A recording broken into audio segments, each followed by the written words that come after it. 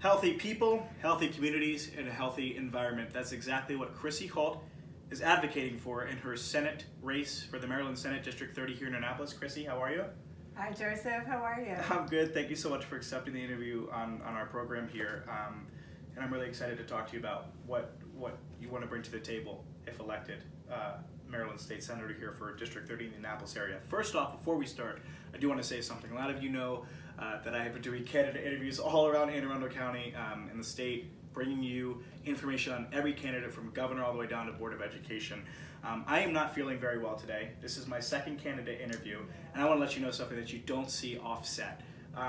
We were sitting down about 30 minutes ago to do our interview, and she saw me shaking and sweating.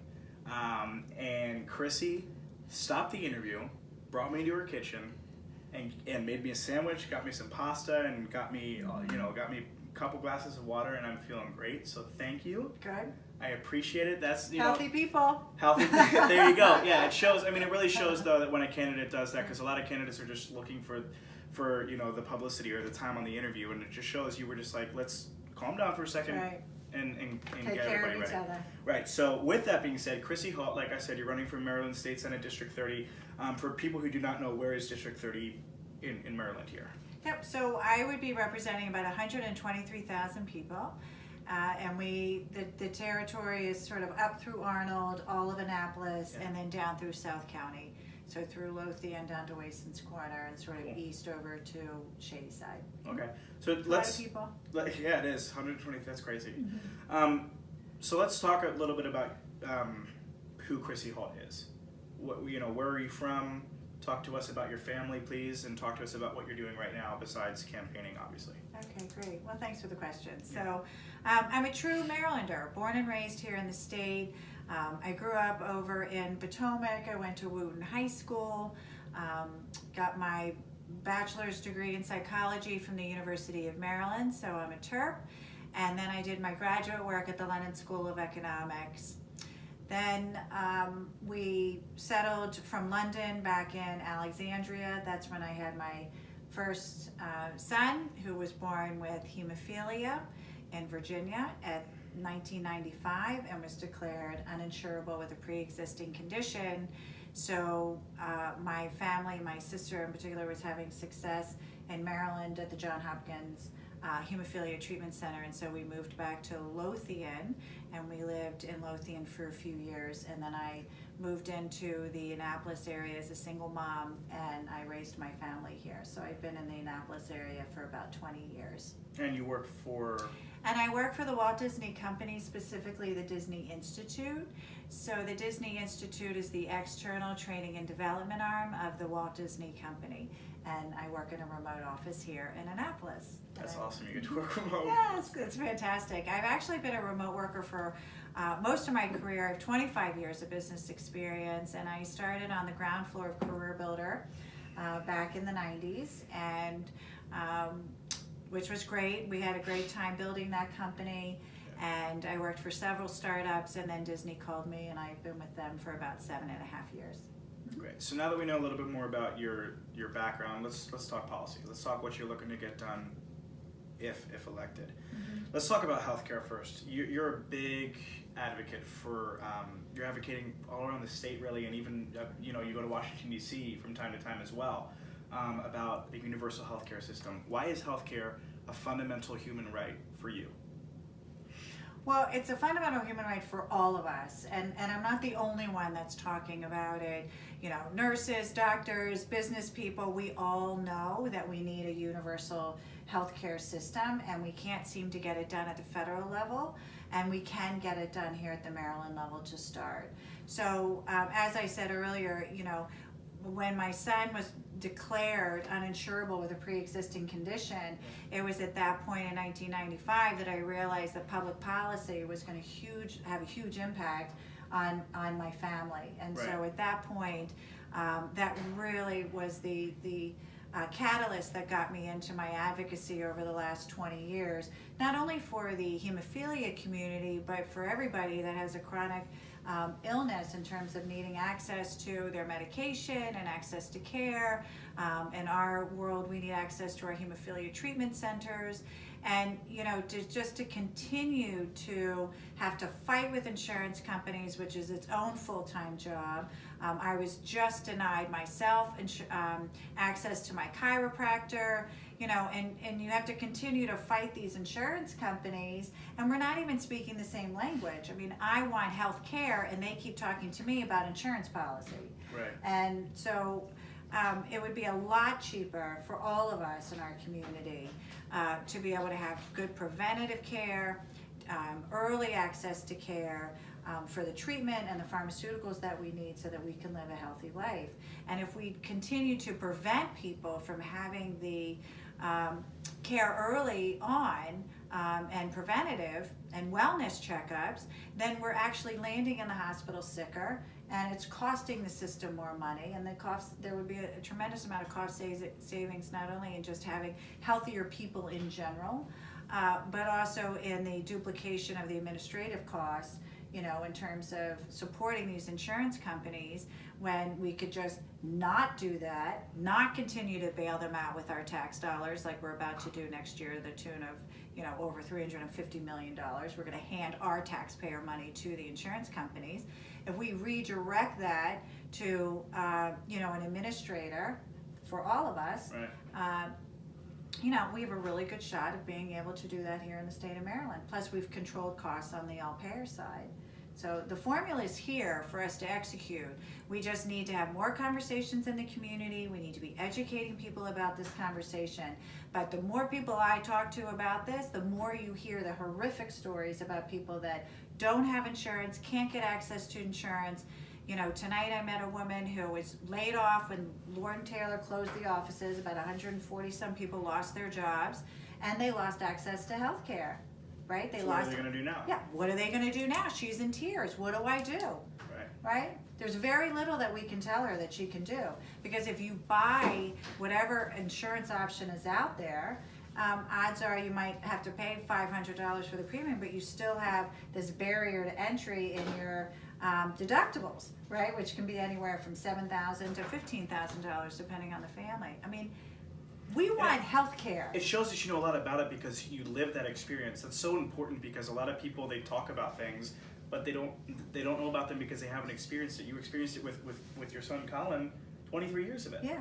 All of it. Every act. I mean, we've been fighting for the Affordable Care Act, but we know the big, you know, it's not working, and it didn't work because Americans are sick people, because we haven't been able to get the treatments that we need early enough in the process to take care of ourselves. And small businesses and large businesses, all businesses would benefit from this. It would be huge cost savings for them. They wouldn't have to administer insurance when it's not even their core competencies, and they would actually save money. You know, if they had, you know, if we just were to apply a payroll tax to, you know, supplement the, you know, their contribution today. Yeah, you answered my question. I was going to ask you how it was going to save businesses money, but you answered that. So, oh yeah, absolutely. I wanted to talk to you. Another part of your campaign promise, or campaign, I don't even want to call it a promise, because it's something that it's something that you're going to be doing when you're elected. There is no, you know, it's just something that you're going to do. Well, I need the right people at the table. I need the right governor, right? We need other candidates that have the same, that share the same progressive values. It's a collective effort. Exactly. One person can't do it alone. We're going to get to progressive in a second, but staying on healthy people, addiction. Why is addiction treatment so important to you? And obviously, you've said it in multiple of your events, and I've heard you. Addiction is a disease. Mm-hmm. So why is it so important to you? Yeah. Well, because it's affected my family for generations, and I am a woman in long-term recovery. My first husband died of alcoholism, so you know I have a lot of experience with that as well, right? And also helping my family members to get access to care and what it takes. And that whole continuum of care, from intervention to getting the person into access to then re-entry back into the community. And sometimes quickly, sometimes slowly, right? Some people don't need to go to rehabs. We get that. Some people can actually, you know, recover in some other aspects. But we need people to be able to have the option options Right. without the insurance barrier. We also need to make investments in more rehabs, have more beds available. We need to stop criminalizing people. So I testified on quite a few bills this year with the face addiction community. However, the General Assembly wasn't able to pass them. And here we are in a public health crisis, not only called from Trump, but also from Hogan. And the General Assembly this year, they did pass $10 million with a commitment over the next over the next 5 years. They created some work groups, but we didn't get the legislation in place that we needed to offer, alternative treatments with medical marijuana, for example. Not just require that everybody, withdraws off of methadone, which is already an FDA opiate. I mean, FDA approved opiate. There's so many things that we could be doing better, and we need to do that because the fatality rates on overdoses is up. It's crazy. Right? So we're not solving it. We are behind the 8 ball now. And when 1 in 3 people are touched in this addiction crisis, that means not only is the patient suffering because we're treating them like a criminal, but the family suffers. And if they have children, then they're traumatized by this process. Right. So we don't even have enough mental health workers, not only to take care of the patient, but also to take care of these children that are traumatized in our schools. And so, there's so much work to be done, and we need to be having specific conversations around that. Marijuana is another big issue, and it's not just medical marijuana, it's recreational marijuana too. And in one of your videos that you posted on Facebook, you talked about, specifically the millennials video that you posted about millennials for Chrissy Holt. And one of the people that was speaking in there talked about you believing that it's time that Marylanders have a choice for recreational marijuana. So elaborate on that a little bit more. Okay. Well, Summer Bernard is my social media person, and she does an amazing job, so we need to do a shout out to her. Okay. When we talk about the videos and a right. lot of our social media, so she does a great job, and also Vicki Bruce, and as you do too on the Arundel Patriot. So, lots of support there, and our campaign is so grateful for it. But getting to your question about the referendum, I mean,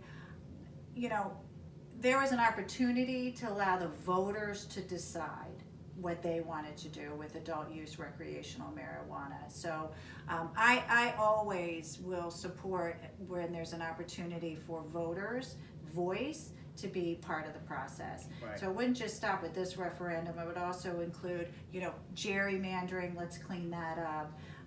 Let's also, work on other areas where the voters open up the two-party system in the primaries. Let's do an open primary. What about campaign finance? Campaign financing is huge, and I, get the money out. I've signed on to all of those endorsements. I am a small donor, certified candidate, so I'm not taking big money. You're running a grassroots campaign, correct? We're running very much a grassroots campaign. Yeah, we're the only one in District 30 that is endorsed by the Progressive, or our agenda has been endorsed by Progressive Maryland, and we're super proud of that, actually. I want to pause right here. What is, in your mind, you're running as a progressive Democrat, what is a progressive? Tell people what that is, because a lot of people don't understand that, and there's people that identify themselves as progressives throughout the country, and they're not. So what is a progressive? Well, it's interesting that you say that they're not. I don't know what that means either. So, but what I know to be a progressive is somebody that has a lens for equality, for social justice, on particular agenda items. We absolutely support universal care, a single payer system. We believe that everybody should have access to a world-class education, regardless of what where you're born, right? That social mobility is huge, and everybody should have equal access to that. And healthcare and education are the two foundations that would allow all generations to move socially upward and for their mobility. So it's about equality, it's about ending mass incarceration, it's about helping to treat everybody, including those folks that come to our country as immigrants, right? That they're people and that they deserve love and compassion and tolerance. So it's an inclusive, it's Right. very inclusive, right? It's not being exclusive. And I think what we need to, what we're talking about too, when we bring this into our own party, and we talk about here in particular in District 30, that when the party starts dividing people and being exclusive, you know, and they're not going to change their stripes when they actually get into office, and now all of a sudden be this inclusive, Right. right, And I think legislator. I think that's what I meant. Yeah, Yeah. you know, we're an inclusive party. Everybody belongs. Everybody should have equal access. Yeah. You know, healthcare is a human right. Education is a human right. You know, how are we taking care of our families? How are we treating women with respect? So that's our agenda. That's how we've been running. It's why the progressives endorsed our agenda. That's great. So it was Progressive Maryland. Progressive Maryland. Okay, got it. All right, so I want to talk about environment. That's such an important part of your campaign as well. Mm-hmm. Yeah, being Why? great stewards of the environment. Yeah, why? Why? Well, it's part of a whole healthy community. It's an obvious answer, but Right. you know what I mean. I mean, why to you is it so important, and it should be important to all of us? It should be important to all of us. Well, you know, I have a house of 4 millennials. I have a lot of children. And, you know, the world, we're killing our environment. And when we're killing our environment, we're killing each other. And we have social responsibilities to for a cleaner environment. But to really hold those people accountable that are polluting the system. So even here in District 30, when we take a look at, you know, polluters, you know, the Annapolis Yacht Club, for example, you know, those developers got fined again, but they were only fined $1,000, and it was the 3rd time. So are we really holding them accountable to, you know, the laws that we have in place? Because we do have good environmental laws in place, but we're just not holding people accountable to them. And so, you know, from the state perspective, it's unfortunate that it's still a discretionary act, you know, the Forest Conservation Act, that the county can Right. Implement and the city can implement depending on how they want to. But, you know, I would like to see us be more representative for the people on behalf of the environment and less on the side of the developer. So I think, you know, Hogan's done a good job in terms of, you know, making sure that we have the funding to continue for the Chesapeake Bay. We still have a long way to go in terms of getting that up to even, you know, acceptable for our dogs to be swimming in. I mean, I think we should all be very embarrassed about, you know, how poorly we've actually treated the bay, and we're all responsible for this. You know, I mean, why can't we pass the styrofoam? Why can't we get rid of the plastics? Why Right. can't we get rid of the straws? Yeah. I mean, as a community, we need to demand more. We need to clean up our own trash, and we need to start changing our own behaviors. And then we also could move into, you know, the clean energy jobs. There's a lot to be said. I mean, I signed on to the, you know, 50% of the renewable energy by 2030, but why do we need to wait that long? Yeah, Some absolutely. cities are already off the grid. Yeah. Some, you know, states have done a much more progressive job. So you want to bring that experience. They've progressed, right, into new solutions to be innovative. You know, to hold polluters accountable, to stop the toxins, to, you know, clean up the chicken waste. I mean, there's just so many things we can do, but the people have been underrepresented at the table, Yeah. quite frankly. So I would like to see And us. you're here to represent them. I obviously. want to represent the people because what we want is cleaner air, we want cleaner energy, and it's important that we take this seriously and we put the legislators at the table that are willing to support the public interest. I want to bring up, last part of the interview here, an article that came out today on the June 8th edition of the Capitol titled "Political Leaders Try to Tip the Scales in County Races." There's talks about a lot of candidates, but it centers around your race. Yep. And it centers around the fact that Speaker of the Maryland House of Delegates, Mike Bush, endorsed Sarah Alfrith. And he said, she was chosen to run for the Senate. Bush said, "It is nothing personal against Chrissy Holt. She's a nice person who's running a nice campaign." And then goes on, "We didn't know anybody on the horizon who was going to run for state Senate. we consciously went out and said Sarah would be interested in doing this. You commented on this article. What do you think? Well, I think that it's a very important seat, this District 30 seat. Senator Astle did a great job for us for decades, and so it's a seat that the Republicans have an eye on. Ron George is, the Republican that's going to be up against, us in the general election, and I felt like I brought the business experience, I bring the life experience, and I bring the advocacy with a good understanding of how not only the General Assembly works, but also, my advocacy up on Capitol Hill. Yeah. So I felt like I bring and have been encouraged to run for years, but this was a great moment for me to step in with Senator Astle to retire. So that being said, when we're in a primary, 2 women, which is fantastic, and I think it's fantastic that we have so many women that were willing to enter into the process this year, and so many of us got motivated after the Women's March to do it. And my whole campaign team, most of us worked together through the huddle and then decided that this would be a good, opportunity to run, because I am so passionate about healthcare. So it's either here at the state level or I go up to the federal level. But I really think that it obstructed the voting process. I think it's tipped the scales in terms of endorsements. It tipped the scales in terms of, funding, because people just don't want to go up against the speaker who's been in office for decades. Do you think that incumbents should be able to endorse candidates, though? First-time candidates? An incumbent should be able to. Well, no, I personally think, and we learned and we watched this go horribly wrong in the 2016 election. You mentioned that. Right? That, that elected public officials should not endorse in a primary. We should let the voters decide in a primary. Yeah, that's what the primary is all about. Well, and that's what all elections are all about. It's about the people choosing, not people who are already serving in elected offices choosing who they want to serve with them.